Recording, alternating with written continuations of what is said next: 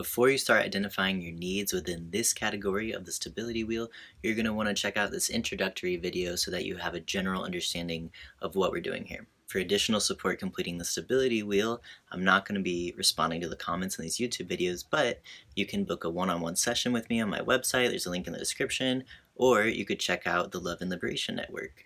We are an online community of people developing secure attachment while learning how to remove hierarchies from our relationships. Every month we focus on one category of the stability wheel.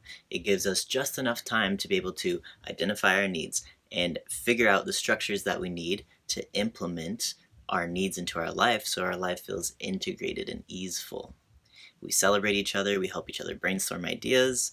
If you're looking for that kind of support, there's also a link in the description. This month we're going to focus on the category of physical needs. Now, it is so super duper important to name the shame that can surround this category. For some folks, this might be an easy breezy category. It's like, okay, how much sleep do I need? How much water? What kind of food? These kinds of things. But especially for people who have been socially conditioned as female, there's so much shame that is thrust upon us by unrealistic beauty standards that are really just contributing to systems of oppression.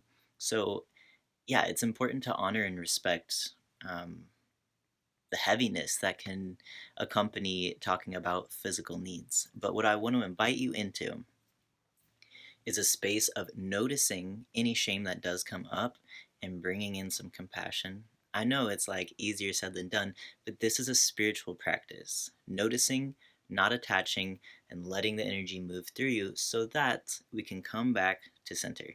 So, what we're going to do is take an inventory of our physical needs. It's okay if you don't know all your physical needs. Let's start with what is easiest for you. Like, what is something that you're already doing that is working well for you? So, some places to look are like, how many hours of sleep do you need per night? It doesn't have to be like super strict. It can be a range, so you can give yourself some wiggle room. But not too much wiggle room. There's a sweet spot right in the middle that we're looking for. It needs to be specific enough to where they're kind of like these bumpers that are holding you in, but also you don't want to be holding on too tightly. You don't want to be too rigid so that the bumpers are brittle and break super easily, or that, life is just full of ebbs and flows, so it's nice to incorporate some wiggle room so you don't have to use it as evidence of how you're failing or why you're not perfect or whatever. Perfectionism is an unrealistic standard, so let's go ahead and just throw that out. I'll give you an example from my stability wheel. I've identified my sleep needs as anywhere from 6 to 8 hours of sleep per night. And so if this is something that doesn't feel available to you right now or accessible, that's not really the purpose of the stability wheel. So what we want to identify here are your needs, right? And your needs have nothing to do with your environment. They might have something to do with your environment, but really your needs always come back to you. It's like, what do you need? It doesn't matter what's accessible or available.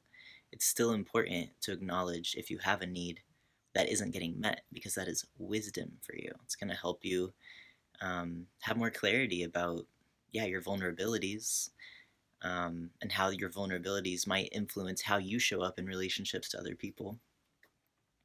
So this is just an awareness practice right now. Don't worry too much about how easy is it to implement this. We're just focusing on kind of objective truths for you. Your objective truth is going to be unique to you. There's not a formula that people follow. For you to be physically well, how much sleep on average? What's the range of sleep that you need every night? Some people can function with less sleep. I don't really understand this. I cannot wrap my head around this. But some people also, they need more sleep than some people, and like, it's totally chill. This isn't about comparing ourselves to each other. It's really about getting to know ourselves and honoring our individual truths. So for me, 6 to 8 hours is a pretty decent range. So if I'm less than 6 to 8 hours per week, I'm really feeling off balance. And if I'm more than that, that's chill too. It's just extra abundance, but my body just wakes itself wakes itself up so early, and it's hard for me to get 10 hours of sleep, so I don't really feel like that's a need for me. I feel good with 8 hours. Another place to look when you're identifying what are your physical needs. Let's go ahead and just talk about food. Yeah, because like you cannot live without food. I know there's a lot of shame and guilt that can be attached to food. And I just want to invite you, if that comes into your space, let it be there. Don't need to resist it. Um, but also don't need to attach to it, you know? Um, it's not yours to hold. So when we're looking at what are your dietary boundaries, we're not looking at, I mean, restrictions is one way to say it, but that's rooted in scarcity. It's a framework.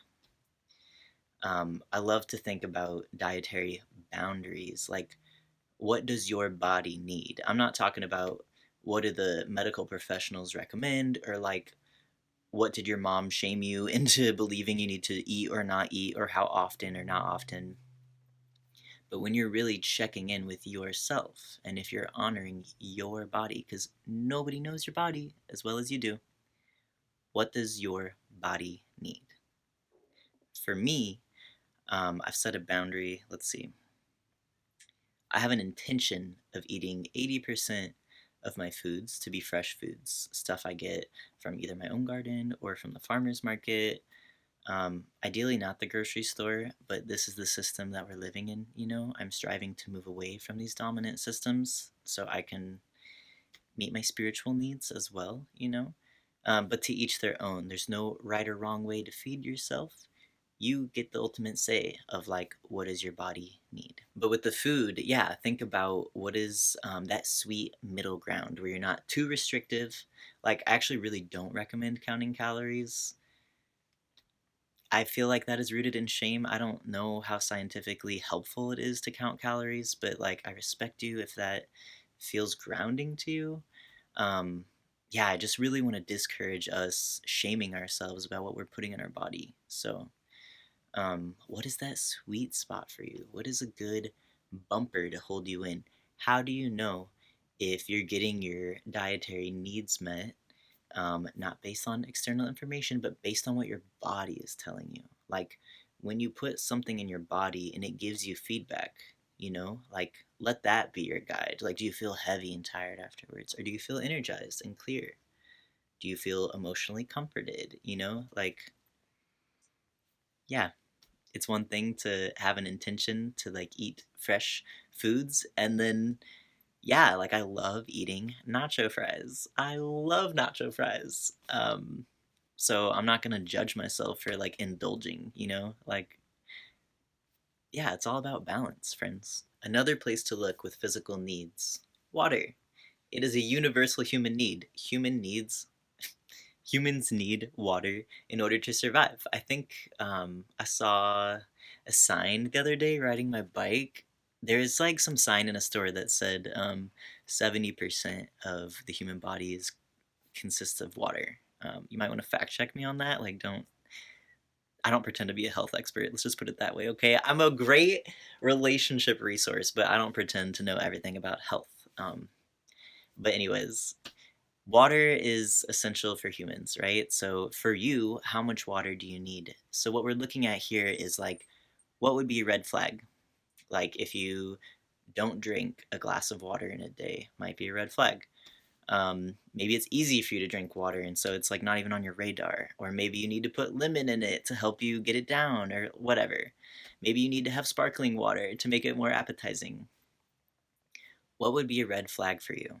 That will help you determine your lower boundary, your lower limit of like how much water do you need.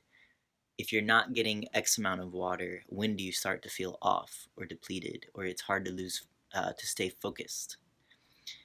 Um, yeah, and then with an upper limit, I don't know. Is it possible to drink too much water? I don't know, but just set an intention for yourself. What is a good range?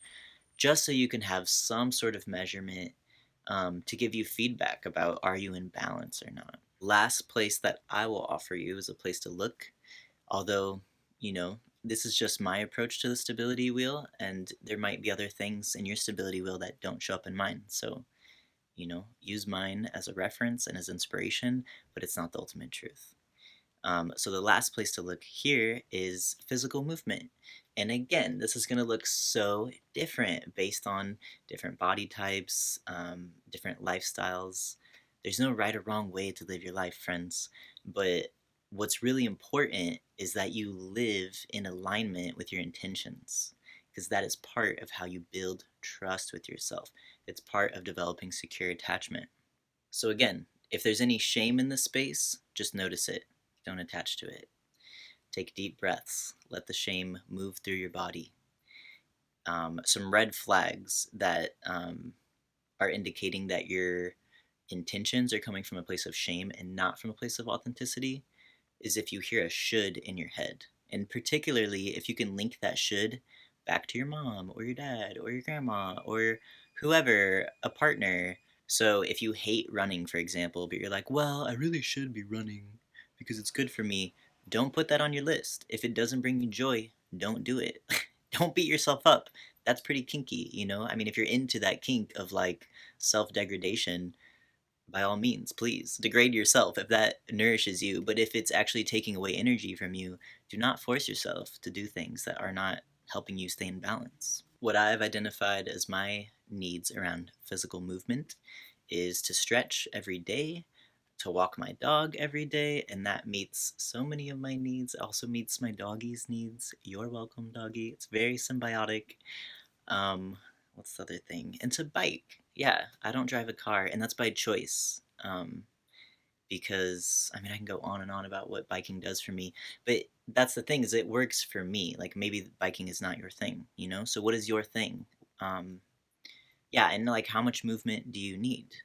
Maybe just walking is enough, or maybe there's a fun way to move your body, like dancing. You know, like yeah, you can look at social opportunities to move together.